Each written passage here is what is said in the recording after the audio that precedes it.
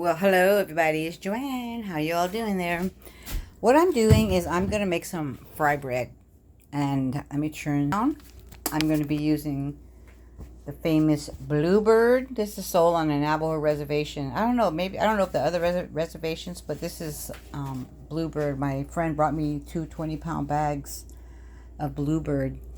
And let's see here. I was looking to see ingredient. Oh, yeah, it's bleach. I usually like unbleached, but that's fine. I gave one of them to my daughter.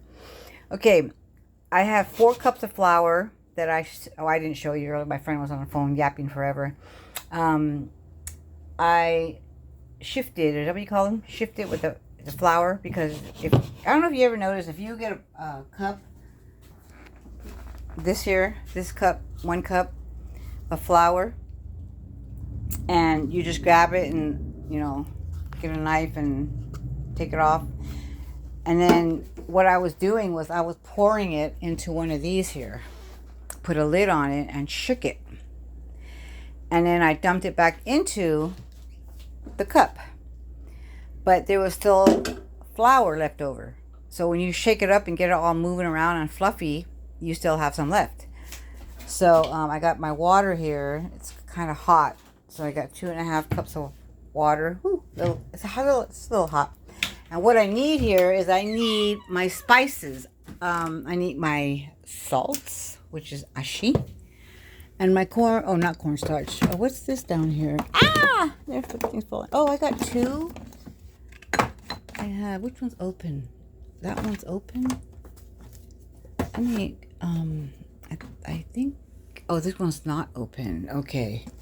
Let's put that one back there and use the one that's open. Okay, and this one here, I usually put, hold on.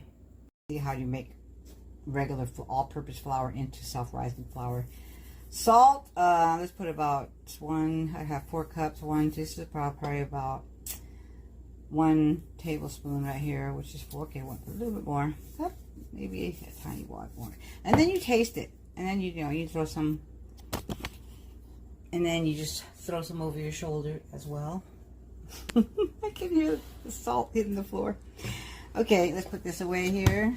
And okay, put the salt away. And we'll close this baby here. Close the Gabagool, close. Put these babies back in my cabinet. Okay, oh, something fell out here. What is this? Poultry seasoning. Nope, I'm not making any chicken or any turkey, so I don't need that. Okay, water. You stir this all up here. What you do is get a fork or something that can whisk everything together, just so it's all mixed up.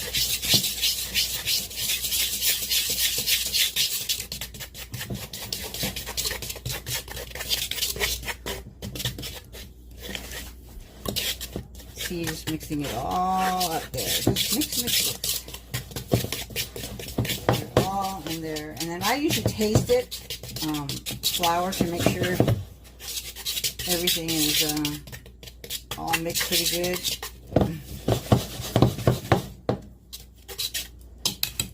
Okay, let's taste a little bit of this. And I think it needs a little more salt. Put maybe another 1/8 of a teaspoon in there. What I'm making is, a lot of Navajos like it. I know they make them for breakfast. Is spam and potatoes with onions, with sauteed potatoes with onions, sauteed onions, and put spam in it. I like to fry pork chops, chop up pork chops in little dices, and get them all sauteed, seasoned, everything, and I fry them till they're like a good crisp. Perfect. And then what I do is I cook the pork chops, like maybe to medium well, and then I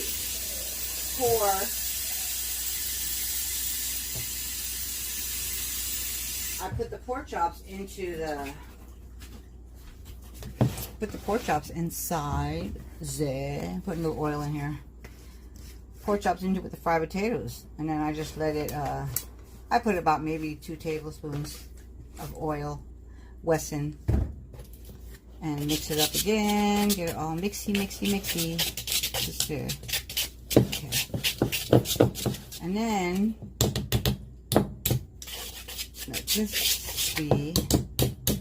Put you down here, mister. Okay. Water. I'm going to make a little hole. I could feel the oil mixed up in there. Put a little of that in. I don't want to use the whisk because the whisk it's going to get all stuck in the grooves in the whisk and I can't take it out. I'm just going to use a fork just now and then until you start kneading it. Just add water little by little. You don't want it too sticky, so you don't pour all the water in, just a little bit at a time.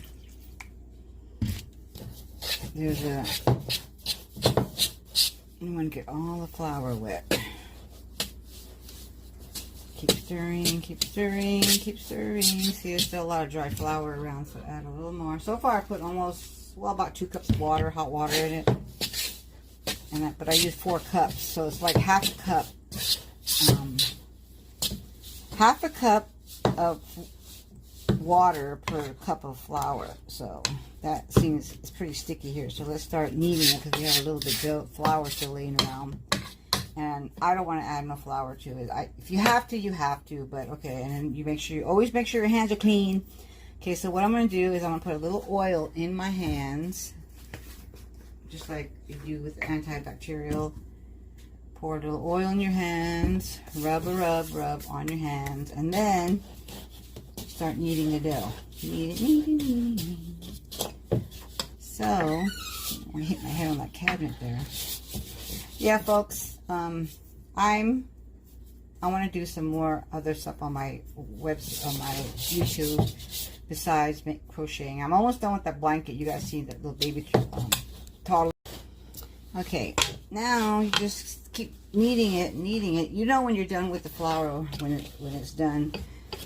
Just keep beating it, guys. Is when your hands when the dough don't stick to your hands anymore or anything. Get all the dough off. Just knead it and get everything off the side of the bowl. A good fry bread maker doesn't leave any dough laying around in the bowl. Get every nook and cranny off the walls and here in the bowl. Dry flour, so you're going to knead it and we'll just blend in with the dough we're kneading here. And you know when the dough's ready is when it doesn't stick to your hands anymore. See, your hands come out nice and clean. So what we're doing here is we keep beating this dough. I see people that get their dough and they're making bread and all that and throw it on their counter. I clean my counter really good, but I don't know about doing that. I would put it on maybe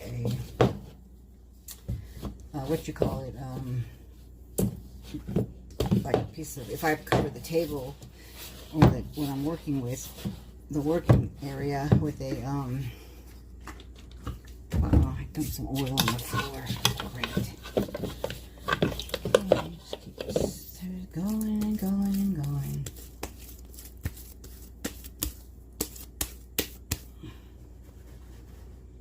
Put a little more flour in the bottom there.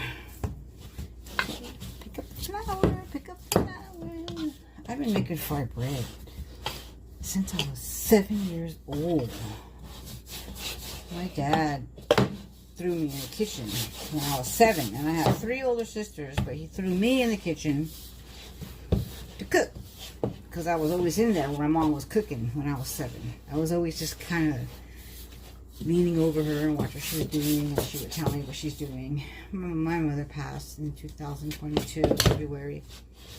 I miss her so much. Wow, I miss her so much. And then my brother passed away last year. He was a sergeant in the Army. And he had a stroke, damaged his heart. So he's gone. He's my baby brother. Okay, now, see how the dough looks now? It looks kind of You gotta let it sit now. Sorry for the noise. You gotta let it sit for like half an hour. Let it get everything flowing inside. Just make dry. A little more flour because it's still got a little bit of stickiness to it. I don't want any sticky at all. I'll be able to just lift it up without anything on the bowl.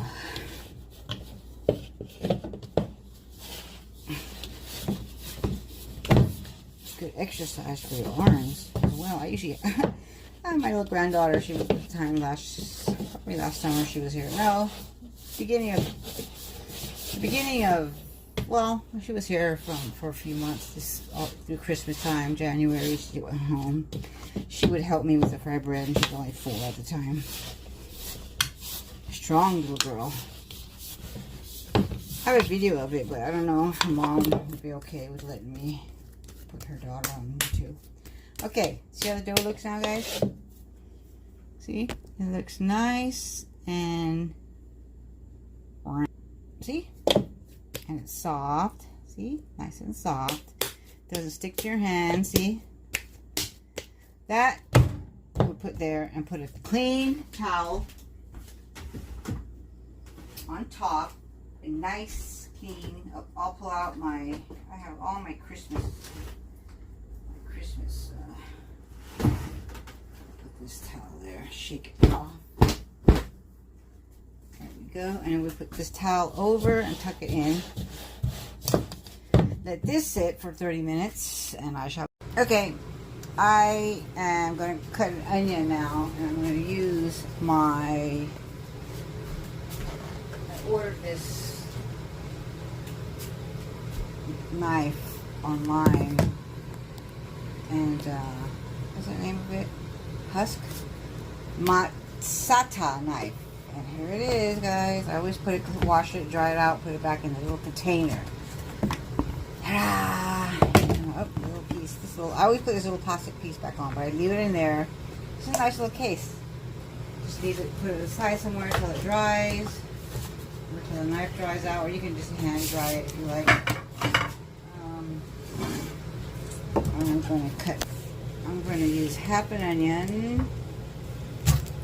So let's see here. It's supposed to go through anything. Well, went through that really good.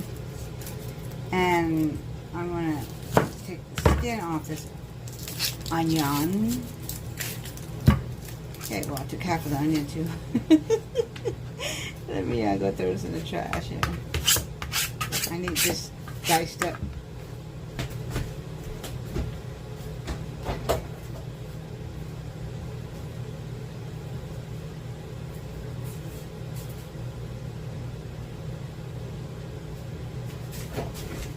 Alrighty, I'm going to just chop this up here. I'm going to put it aside, so I'm using it for my fried potatoes. I already did my potatoes and chopped up my potatoes, and I sliced them and diced them. I put the onions in here so we can get them thrown into the pan here. Just chop this onion up here. Wow, good knife. Chop. You don't really have to put any pressure to really. I just don't want to cut my finger. This thing is sharp. Just chop, chop.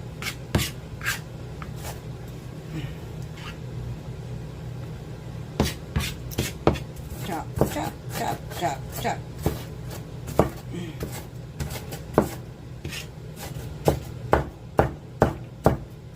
Okay, we're going to go ahead and get this. Put it in here. I like to rinse off my onions, even though, because I don't know if you can pick up plastic. I've seen commercials and you can cut into the plastic too. Yep. There's my knife. Okay. I put the onions. I have to delete some videos because my camera stopped recording. And here is the Spam added to the fried potatoes right now, and we're just letting that all cook. and it's really low. And then now I gotta make the fried bread. Hit that with one hand. Okay. Okay, the potatoes are frying and the Spam is cooking as well. So we're trying to just let it all cook together. And I'm going to put the lid on it so the potatoes will get kind of sauteed in there. And I'm giving it about 10 more minutes. And we're just going to leave it, let it sit with the lid, turn it low. And that's it. And I'll be back. Okay, fried bread, you just let it, the dough came out really perfect. Just really stretch it. See how nice it stretches? Really nice. You just stretch it out. I already got the oil going. I'm letting it get hot. Then I'm going to put it down to like 4.5. And then the cast iron is really hot. On the cast iron pan, it's hot. Flip your fried bread. What that does is it kind of expands it a little bit and evens it all out. And then you just fix little holes. There's little holes sometimes. Just fix the little holes. Get it nice and round. And you put it in the oil. Just hold the phone so I can show it. Record me putting it in. Okay, now put it in. We're putting it in the oil. What we're going to do is get a little piece of bread and we test it. Drop it in. See if it sizzles. Kind of like when you're making fish. You have to make sure the oil is really, really hot before you put it in. So I'm testing that little piece right there. I think I need maybe another 30 seconds or so to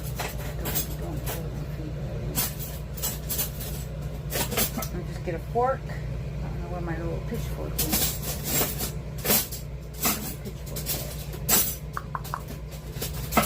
Where's my pitchfork?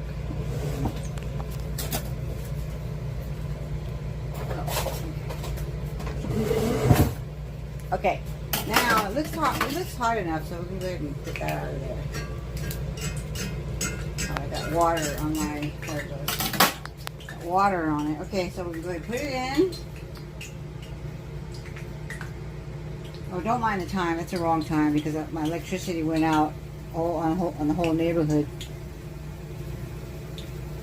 and I haven't put it back on the time. It went out in the morning, midday, almost noon. So you just let it go, let it cook, and it's not. Sometimes the dough gets really puffy and you can pop it. But this one's fine, you don't have to pop it. And you just let it get kind of brown. But the first and second fried bread always comes out kind of light. Swing it around, check it out. I guess the oil wasn't that hot. I needed it to be a little hotter because the fried bread should only cook like maybe 45 seconds on each side. So let that cook for a couple seconds.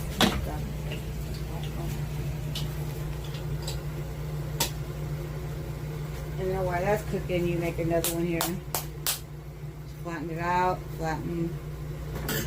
just check the bread. Because the oil is nice and clean. I don't know, I used to work in a restaurant and I used to change the oil. And when you change the oil, the french fries come out almost white, really, really white. Or whatever you're cooking, you know, chicken tenders or chicken. I actually worked at Carl's Jr. when I was 14 years old. I ran the whole kitchen over there in Rose City back in the day. You see how it's getting kind of brown, and go ahead and flip it. I ran the whole kitchen all by myself, and my mom would drop me off at work because I graduated early. Did my GED and got out of high school. I didn't want to be in a school. And let that cook. See how it's turning kind of brownish? See it really good? Just let it cook for a few more seconds on this side.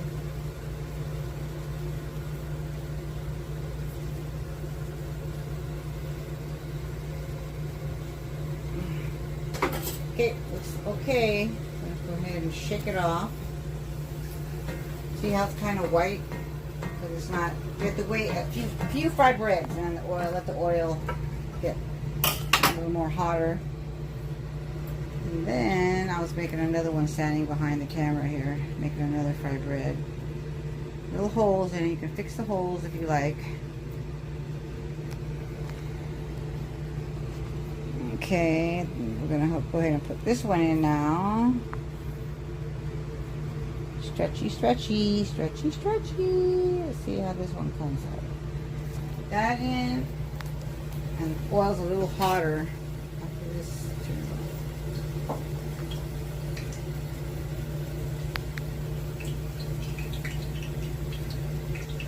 I actually turn the heat up a little bit so it's getting pretty crispy.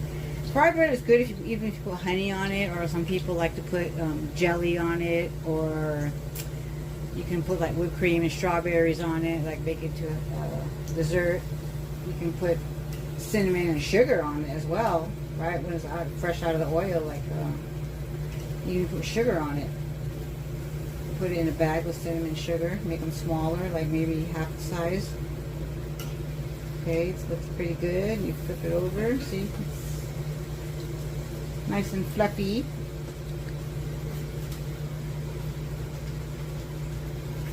And let's check our potatoes here. Oh, looks good.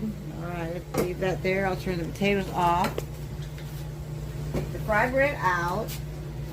And thank you all for watching. Subscribe, comment, and like. Alright guys.